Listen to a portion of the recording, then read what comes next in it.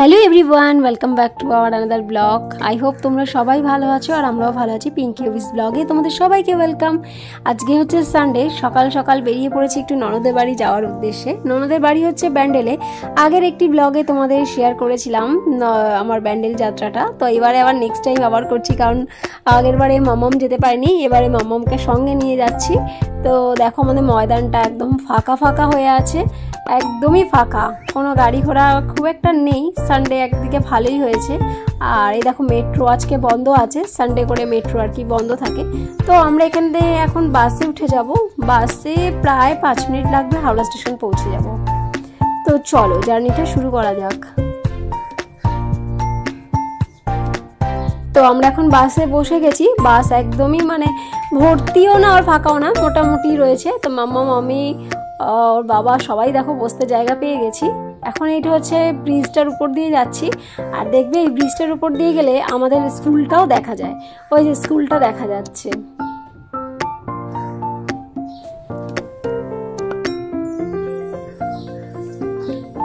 তো দেখো আমরা স্টেশনে নেমে গেছি। এখন স্টেশনের এই সাইডটাও ফাঁকা, বেশ রোদ্দুরটা কম ছিল, আবার যেন জাকিয়ে রোদ্দুরটা উঠেছে, বেশ তাপ লাগছে, ছাতাটাও বের করতে ভালো লাগছে না। তো যাই হোক, দেখো আমরা এখন সাবওয়েতে নেমে গেছি, এখন টিকিট কাটবো। আর তোমরা যারা হাওড়া স্টেশনে আসো তারা তো নিশ্চয়ই জেনে থাকবে যে হাওড়া স্টেশনের এই সাইডগুলোতে অনেক কিছু পাওয়া যায়, সানগ্লাস থেকে শুরু করে শার্ট, টি শার্ট, জিন্স, বিভিন্ন ধরনের জিনিস পাওয়া যায়, শাড়ি টাড়ি সবই পাওয়া যায় এখানটাতে।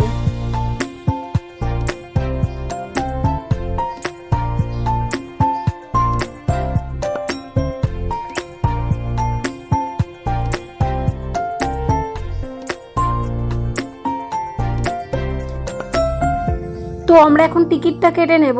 টিকিটের লাইনে জানি না যে কতটা ভিড় হবে, আজ সানডে রয়েছে, তো নিচের দেখলাম অনেক ভিড়, তাই জন্য আমরা উপরে চলে এসেছি। এখন লেফট সাইডে যে টিকিট কাউন্টারটা আছে সেখানে যাচ্ছি এখন টিকিট কাটার জন্য। তো এখানে এসেও দেখছি এখানেও বেশ ভালোই ভিড় আছে। ওবি এখন লাইনে দাঁড়িয়ে আছে, আমি আর মাম্মাম একটু ফ্যানের তলায় দুজনে দাঁড়িয়ে আছি।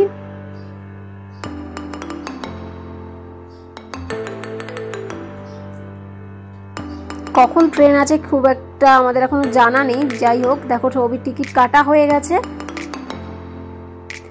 আর এখানে ক্লিনের কাজ চলছিল স্টেশনে, বেশ সুন্দরভাবে এরা ক্লিন করছিলেন।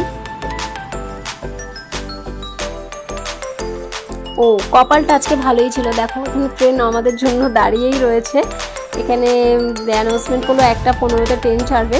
তো ট্রেনের মধ্যে খুব একটা ভিড় নেই, কিন্তু দুঃখের বিষয় ফ্যানগুলো একটাও চলছিল না, জানি না কারেন্ট ছিল কিনা। মানে একদম 10 মিনিট মতন মানে বসেই থাকলাম, একদমই ফ্যান চললো না। আর ঘেমে স্নান করে যাচ্ছিলাম, বেশ গরম লাগছিল। তো ট্রেন চলা শুরু হয়ে গেছে আমাদের, ট্রেন চলতে শুরু করলো আর ফ্যানও মানে চলতে শুরু করে দিল আর কি। এখন সবেমাত্র হাওড়া স্টেশন ছেড়ে যাচ্ছে।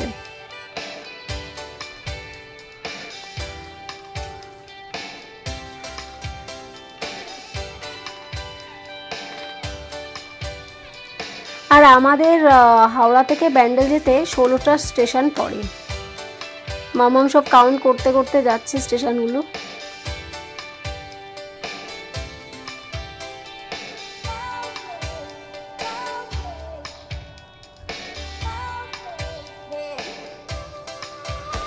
কখনো কখনো রোদ্দুরটা ঝিমিয়ে যাচ্ছে, আবার কখনো কখনো বেশ ভালোই উঠছে। ভালোই লাগছে না, একদম এতটা গরম লাগছে না, সত্যি বলছি একদম ভালো লাগছে না, মনে হচ্ছে কতক্ষণে নামবো।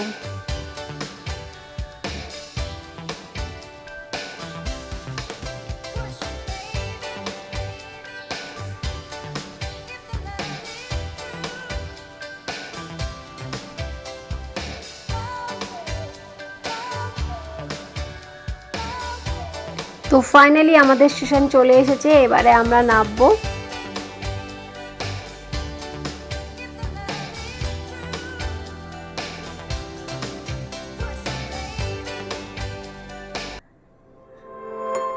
তো আমরা নেবেও গেছি, নেবে যেন বেশি রোদ্দুরটা আরো লাগছে, যে কি বলবো। আর অভি হাসছে আমার কথা শুনে, রোদ্দুর কেন উঠেছে।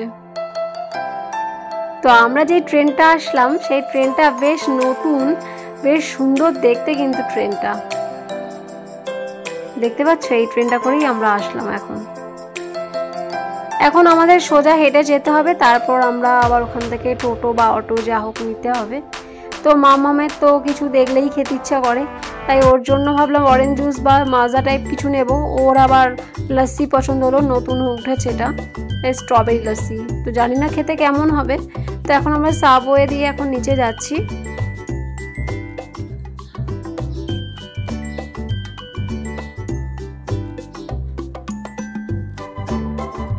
রোদ্দুর যেন আমার পিছে ছাড়ছে না। তো এখান থেকে এখন সোজা যাব, গেলে আমরা একটু মিষ্টি নেব। মিষ্টিটা নেওয়ার পর তারপর আমরা টোটো অটো যা হোক নেব, নিয়ে ওখান থেকে প্রায় 5-6 মিনিট মতো লাগবে। স্টেশন থেকে দিদির বাড়ি খুব একটা বেশি দূর না।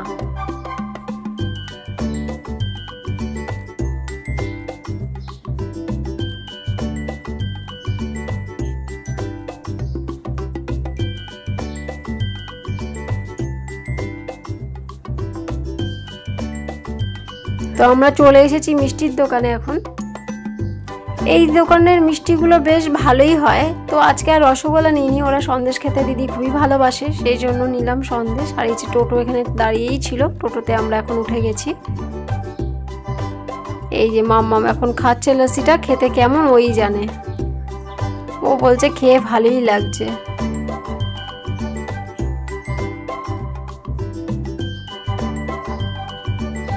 এখন সবই দোকানপাট বন্ধ দেখতে পাচ্ছি, আর আকাশটা কিন্তু বেশ সুন্দর লাগছে, খুব সুন্দর। আমরা টোটো থেকে নেমে গেছি, এবার দিদির বাড়িতে ঢুকবো।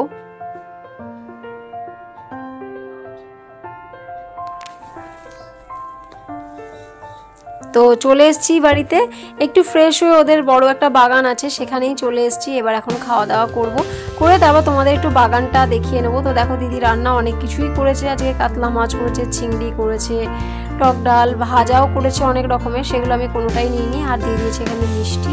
তো খাওয়া দাওয়ার পার্ট শেষ হলে আমরা যাব বাগানে। বাগানে ওদের অনেক কিছুই হয়েছে, তোমাদের সাথেও সেটা শেয়ার করব।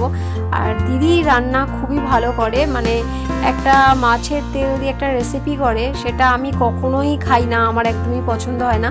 কিন্তু দিদির বাড়িতে আসলে এটা, মানে আমি আসলেই দিদি এটা একদম আমার জন্য করবেই, এরকম একটা ব্যাপার আছে।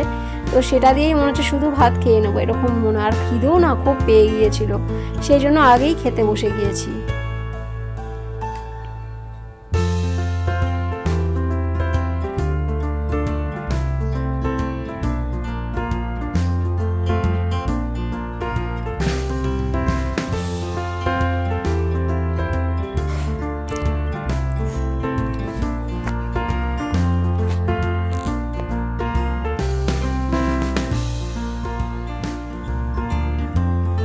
তো মাম্মাম নিজে নিজেই খাচ্ছে, এখানে মাছের কাঁটা বেছে দিয়ে নিজে নিজেই খাচ্ছে। তো ওর মনি বলছিল যে আমি কাঁটা বেছে দেবো কিনা, তো ও বলছে আমি নিজে কাঁটা বেছে খেতে পারি। তো এখানে বসে অনেক কিছুই আমরা সব গল্প করছিলাম, একটু বেশ ভালোই লাগছিল।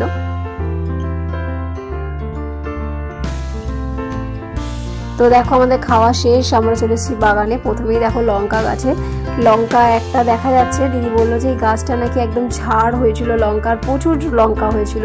আর এটা হচ্ছে কুমড়ো গাছ, যেই গাছটা মানে আমার শাশুড়ি মা তো খেতে খুবই ভালোবাসে। এই কুমড়ো শাকের কত কিছু রেসিপি হয়, যাই হোক। আর এটা হচ্ছে সাদা বেগুন গাছ, এখানে বেশ ফুলও হয়েছে। আর এই যে উচ্ছে গাছে দেখো খুব সুন্দর উচ্ছেও ধরেছে। সব থেকে ভালো জিনিস লাগছে যে এই শশা গাছটা আমি সত্যি কখনো দেখিনি। এ দেখো ছোট ছোট কি সুন্দর দেখেছো, হলুদ ফুল দিয়ে যেটা হয়েছে, এটা শশা, ছোট শশা। তো বড় শশা খুঁজছি কোথায় রয়েছে। আর এখানে রয়েছে বড় একটা আম গাছ, কিন্তু এবারে একটাও আম হয়নি গাছে। তো দেখো এ দেখো কত বড় দেখছো শশা, সত্যি কিনে খাওয়া আর গাছে দেখার মধ্যে কত ভালো লাগে, তাই না?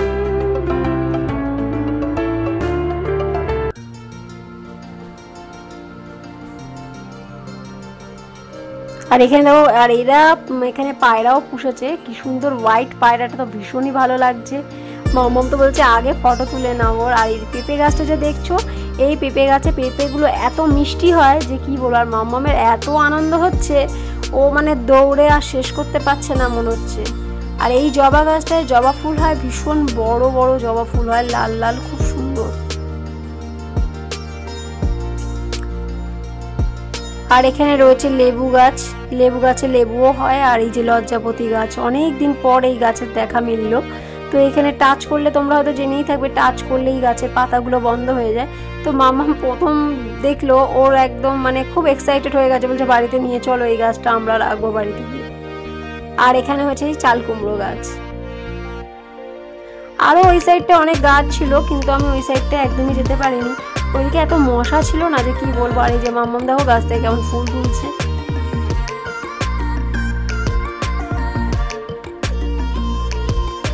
আর এখানে বেশ ভালো হাওয়াটা দিচ্ছিল, ভালো লাগছিল বেশ। আমরা খাওয়া দাওয়ার পর আর বসিনি, এখানেই চলে এসেছিলাম বাইরেটাতে।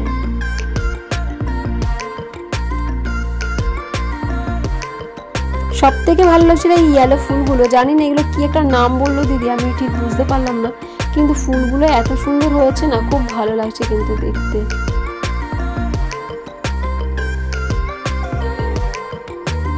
আর এখানে দেখো এই আর দৌড়ে দৌড়ে আর খেলে ওর বাবার সাথে আর মানে শেষ হচ্ছে না খেলা, ঘেমে স্নান করে গেছে যে কি বলবো। আর দেখো এদিকে দিদি চা করে নিয়ে চলে এসেছে। তো এখন আমরা ঘরে চলে এসেছি, এবার চা বিস্কিটটা খাবো, কারণ সন্ধে হয়েই গেছে প্রায়।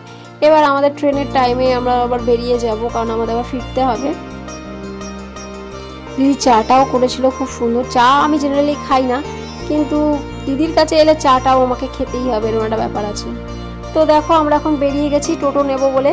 আর এই যে সামনে ওদের বাড়ির সামনে এই বজরংবলীটা খুব সুন্দর, এখানে বেশ বড় করে পুজো হয়। তো আমরা এখন টোটো করে যাব ব্যান্ডেল স্টেশন। এটা হচ্ছে আমাদের দিদিদের বাড়ির সামনের মানে বাজারটা, এখানে অনেক মার্কেট রয়েছে, ভালো ভালো দোকান রয়েছে, ম্যাক্স রয়েছে, ট্রেন্ডস রয়েছে, তারপরে তোমার রয়েছে লেন্স কার্ট রয়েছে।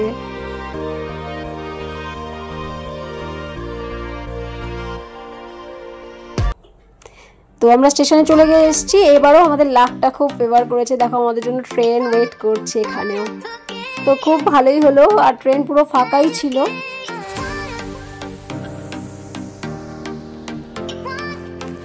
তো ট্রেনে আমরা উঠে বসে গেছি। আর এখানে দেখো একটা এলইডি লাগানো রয়েছে, এই স্ক্রিনটার মধ্যে যে ট্রেনটা করে আর কি আমরা যাব, সেই ট্রেনটার এখানে দেখাচ্ছে। আর এখানে হাওড়া স্টেশনটাও দেখাচ্ছে, বেশ ভালো লাগছে।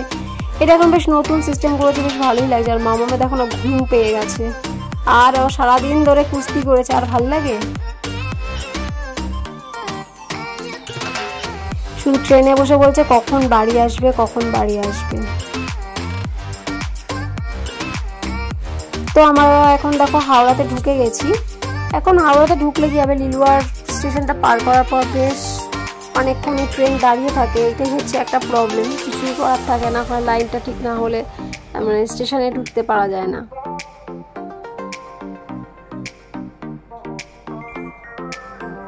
তো আমরা নেমে গেছি, এখন বাজে 10:15। তোমরা এখন দেখছো আমাদের যে ট্রেনটা আসলাম ভাবলাম ফাঁকা, কিন্তু ট্রেনটা থেকে অনেক লোক নেমেছে।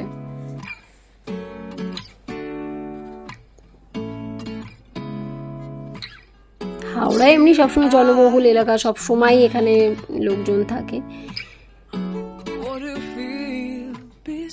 তো আমরা এখন এখান থেকে বাস নেব, বাস নিয়ে আবার চলে যাব বাড়ি।